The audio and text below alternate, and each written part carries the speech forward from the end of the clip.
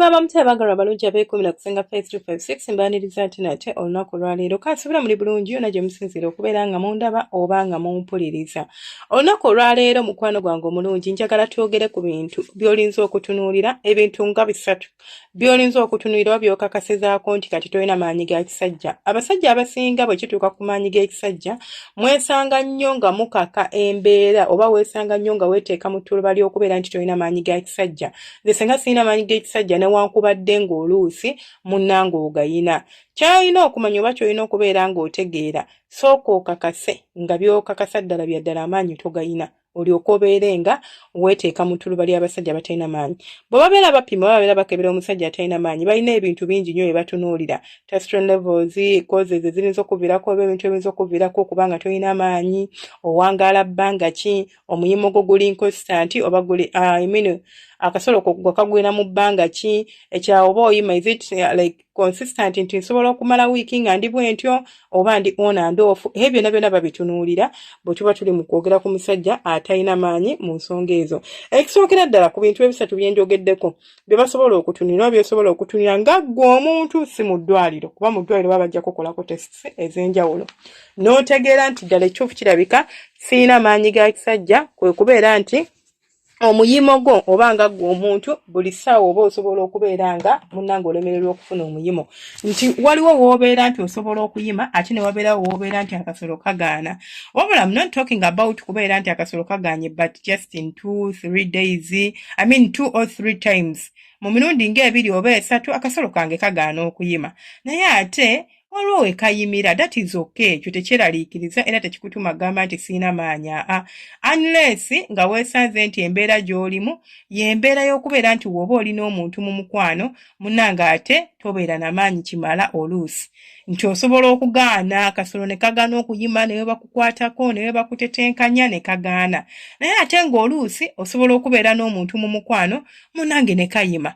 Kitegeeza oli on and off. Omanyi categories ziri 3 ez'abasajja abatalina maanyi.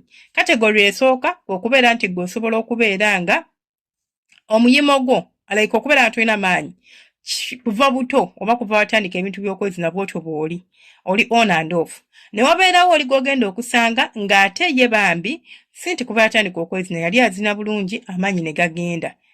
Oyo naye muntu mulala. Ate era ne wabeerawo omuntu omulala ng'ate ye asobola okuba nga kyajja buzi ne kijja luvannyuma nti yali azina amaanyi ne gagenda. Ne wabeerawo oli nti yazaalibwa bw'atyo, ne wabeerawo oli nti ali on and off leero amaanyi ayina enkya tayina. Be bantu basatu oba byebika by'abantu basatu be bakategorizinga basajja batalina maanyi. N'ekirala okubeera nga tolina maanyi ga musajja it implies oba kitegeeza nti tosobola kuyima kumala ddakiika 3 tosobola kuyima oba tosobola kuzinira mmana kumala ddakiika 5.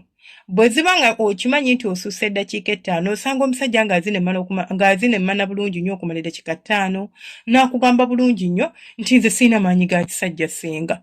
Are you even serious? Are you even okay? Ddala oli serious? Ongamba otya tolina maanyi ga kisajja ng'amazima Katonda mu ggulu osobola okuzina omukazi okumala eddakiika 5? Gwe weetaaga just bukodyo, teweetaaga ddagala. So akabonero akasooka nabagambe kwe kubeera nti nno weesanga nga oluusi oyima oluusi toyima, kugamba oli on and off. It's a situation gy'olimu oba olina embeera gy'olimu ey'okubeera nti akasolo kagwa ne kaddawo olulala ne kayimirira olulala ne kagaana okuyimirira. Then akabonero akookubiri nti gwe ate ekirungi ky'oyina oyima, nti gwe toyina mulundi gw'olobooza ku mukazi oba gw'otunuulira ku mukazi oba mabeere oba mu kifo ekikusikiriza akasolo ne kagaana okuyima, gwe akasolo kukayima. Naye obuzibu bw'oyina nti tosobola kukawangaaza, oluusi kawangaala oluusi tekawangaala. Gwe naawe okategorizingibwa oba oteekebwa mu ttuluba ly'abasajja abatalina maanyi ga kisajja. Titosobola kubeera mu mmana kumala ddakiika 5. Nti osobola n'okuyima omukyala n'omuweeweeta buli kimu n'okitambuza bulungi, naye bwe kituuka mu mbeera y'okubeera nti ate munnange twegatta, awo atereenya nejja nti akasolo ozinamu eddakiika 2-3 ne kagwa ne kagaana okuddamu okubeera nga kasituka omulundi omulala. Ako nno kabonero akalaga nti toli bulungi mu mbeera efaanaganako bw'etyo, nti amaanyi toyina kikitegeeza. Naye bw'oba ng'osobola okubeerawo n'oyima bulungi nnyo nga bw'oyima n'otambuza obulamu bulungi, ekyo nakyo kiba kirungi era kiba kiraga nti toli muntu atalina maanyi ga kisajja. Then akabonero namba 3 gwe kwe kubeera nti nga musajja wattu eby'okuyima wabivaako, nti ng'ekigambo okuyima wakyesonyiwa wakivaako, nti osobola okwegomba ng'omusajja bwe yeegomba n'olaba omukazi, naye ng'omukazi ne bwakukwatako ne bwakuweeweeta you can know nti kukuba ttengerere nga gwa kasolokwa. Eyo nno y'embeera ekyasinza okunyiga abasajja mbi nnyo, nti omuntu omu eno embeera asobola okugyakwyaringa nga yali azina bulungi era ng'akasolo ke kali bulungi, maybe n'afunamu fracture y'akasolo, maybe n'afunamu ekirwadde ekyaffectinga akasolo ke, oba walwala prostate, bingi by'omufuna oluusi ne bakolako surgery, oluusi osobola ofuna infection ng'eri deadly, gwe n'oliyo oyo amanyi okubayisa obisi ng'olwawo mujjanjaba, enziku gye njogerako, ne weesanga nti ggwe kati wafuuka damage, akasolo tekakyasituka, nti wali wonna ebintu tebikyakola.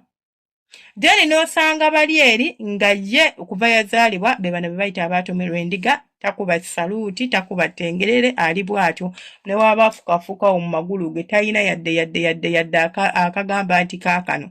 So bwebwo obubonero busatu bwe tusobola okulabirako nti ddala tolina maanyi ga kisajja. Mbagambye akabonero akasooka kwe kubeera nti tosobola kubeera ng'oyima yadde. Akabonero akookubiri kwe kubeera nti osobola okuyima naye tosobola kuwangaaza muyimo kusukka ddakiika 5.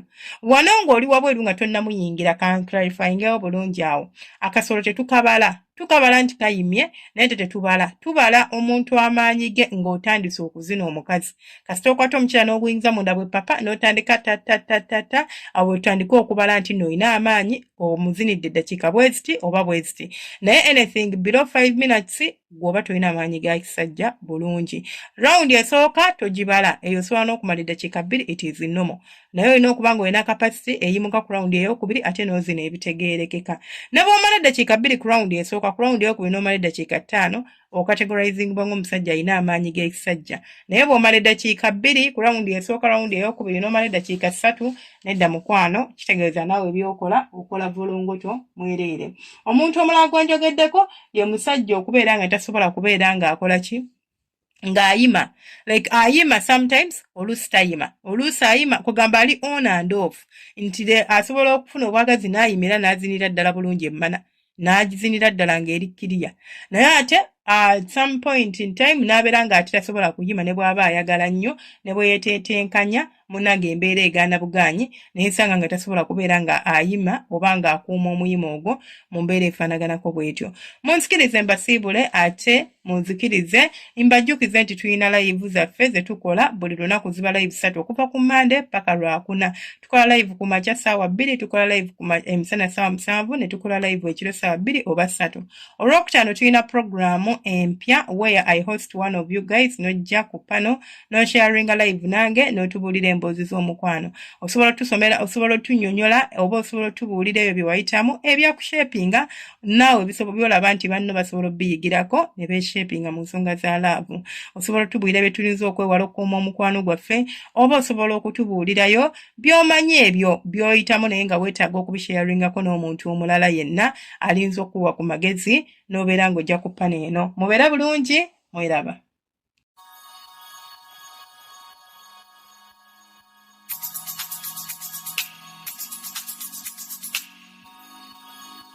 Yeah.